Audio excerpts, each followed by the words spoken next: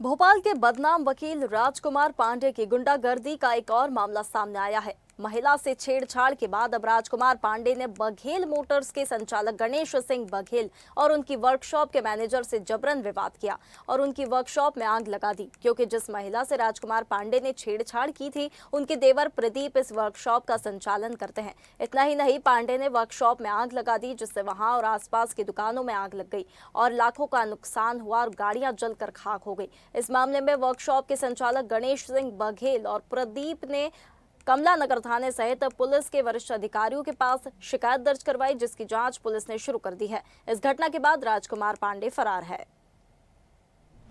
पांडे काम करते हैं और रात में ही गाड़ी में सोते हैं, तो उनकी भाभी के साथ में राजकुमार पांडे जो है वकील हैं, उनने छेड़खानी और कुछ उनके साथ गलत व्यवहार किया था, जिसकी शिकायत उनने थाने में किया था। तो थाने में गंभीर अपराध छेड़खानी का उनके खिलाफ़ कायम हुआ था। तो प्रदीप पांडे की वो रिश्ते की भाभी लगती, तो साथ में गए थे। तो एफआईआर होने के बाद जब ये घटना से एक दिन पहले पांडे जी 6:30 बजे के लगभग यहाँ आए प्रदीप पांडे को ढूंढते हुए कि हाँ प्रदीप पांडे यहाँ काम करता है। तो प्रदीप पांडे अंदर था, फिर बाद में उनके सामने आया तो चले गए, बोले तू बहुत शिकायत करवा रहा है और मैं 1-2 दिन में तुझे वो निपटवा दूंगा या तो ये पूरा आग लगाकर तुझे मार डालूंगा, और चले गए। तो ये हुआ कि वो नशा पत्ती का काम करते हैं, तो उनके पुराने आपराधिक रिकॉर्ड है, तो नज़रअंदाज कर दिया। लेकिन उनका सीसीटीवी में निकाल लिया था जब आए थे और गए थे यहाँ से, तो गाड़ी से अपने आए हुए थे, बगल में रिवाल्वर लिए थे, तो बार बार हाथ अपना वो रिवाल्वर की तरफ इशारा करते थे कि देखें सब ऐसा, और ये कह के वो चले गए।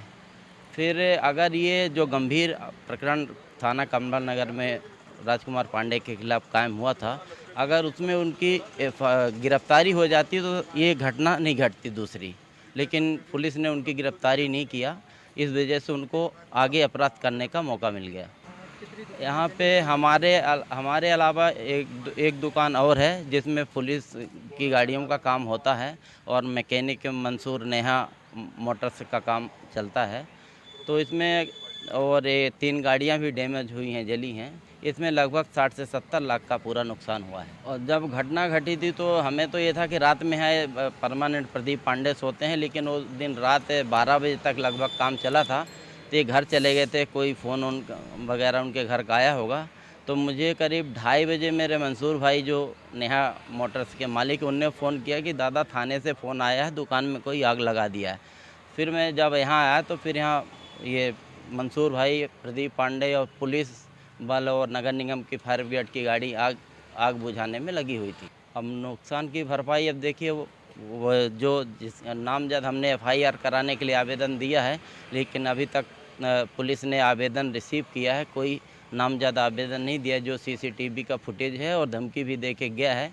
अच्छा कि नुकसान की भरपाई तो कैसे तैसे करेंगे, लेकिन अगर प्रदीप पांडे होता तो उसकी हत्या कर सकते थे, वो बच गया है, यही बड़ी बात है। मैं परसों के दिन रात में लगभग 2:30 बजे करीब एक का फ़ोन आया, कोई लालू करके था, कि भाई आपके गैरेज में आग लग रही है, आप आ जाइए, गाड़ियाँ जल रही हैं। तो मैं आया भक्के, तो जब तक मैं आया था उसको थोड़ी देर बाद फायर ब्रिगेड आ गई। पुलिस पहले से ही यहीं पर ही थी, पुलिस ने फायर ब्रिगेड को बुलाया, किसने बुलाया नहीं मालूम।